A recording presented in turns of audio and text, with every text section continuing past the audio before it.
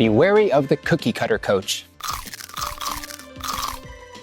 Always be suspicious of absolutes, like always. Try to avoid instructors who speak in absolutes because it tips off that they are inflexible and unaware of how much variability exists between individuals in baseball and softball. Cookie cutter style coaches are the epitome of this absolutist approach. These coaches will usually rattle off success cases of players who use their patented stance, drills, cues, techniques, gadgets, etc. But watch one Major League Baseball game or college softball game closely and you will see that whether it be hitting or pitching, there are a lot of variations in how athletes express themselves physically within these games. The kicker, i.e. the confusing part to people outside of the profession, is that there are a few core mechanical things that should often happen on most pitches or swings, but a good coach will be able to separate the fundamental and necessary similarities between, say, two hitters and those hitters' superficial differences, things like their specific stance, stride, and follow-through. However, the point to be made here is that this cookie cutter, my way or the highway approach to private instruction for all ball players, no matter who they are, is a waving red flag, and boy,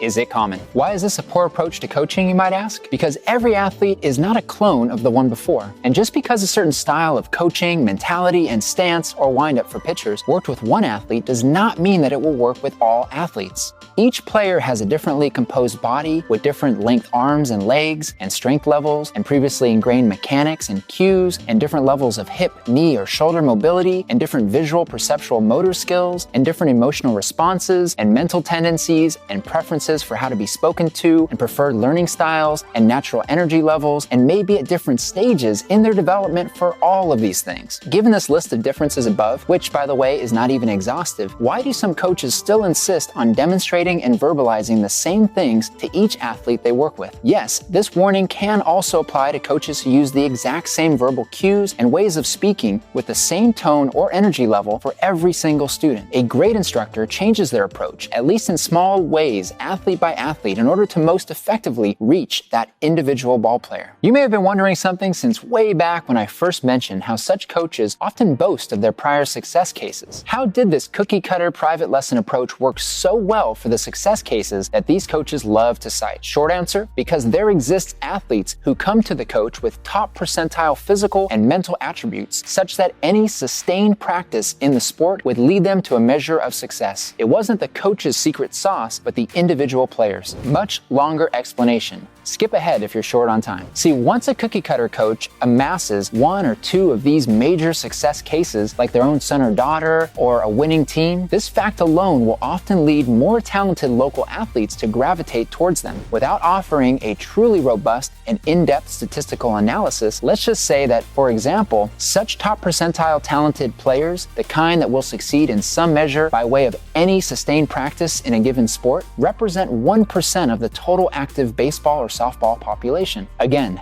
this 1% is just an example percentage. However, it might be worth adding that only 2.2% of total high school baseball players and only 1.7% of total high school softball players ever play D1 college ball. Around 9% of total high school baseball players end up playing at some level of college, and around 8.4% of total high school softball players do the same. And since a massive percentage of baseball and softball players that played before entering high school either don't try out or don't make their high school teams, saying that 1% of total players have enough raw ability to adapt to any coaching approach might actually be absorbently high when speaking about the entire baseball or softball population. If you're extra curious, only 28.5% of all draft-eligible Division I baseball players were selected in the recent MLB draft. And of all the players that are drafted in a given year, only around 17.6% of that number actually end up making it to the majors. Despite all this math, anyone that's been around baseball or softball long enough can anecdotally confirm that the types of top percentile natural athletes that I'm describing do in fact exist. And sometimes it only takes having a hand in the career of one such athlete to help ensure a lifetime of coasting for a cookie cutter coach. The larger idea is that the cookie cutter coach's early success case or cases usually draw an inordinate amount of talent his or her way, so that now, from such a coach's stable of private lesson clients, these elite 1% raw athletes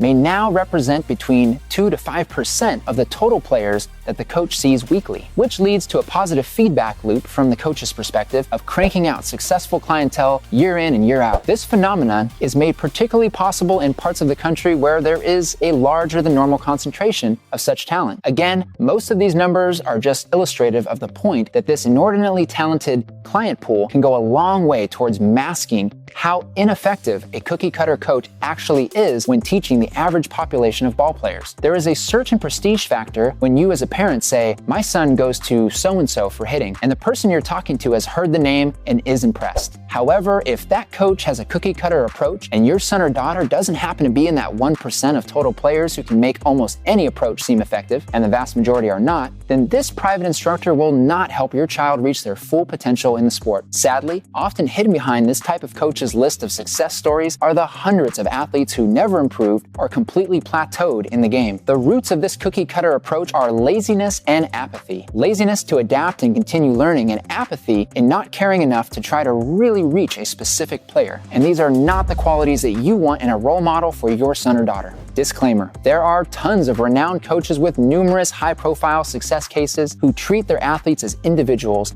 and do not prescribe to a cookie-cutter coaching style. This is not a warning against prestigious or chronically successful instructors, but only against one common teaching style worth avoiding when considering your time, wallet, and athlete's future in the game.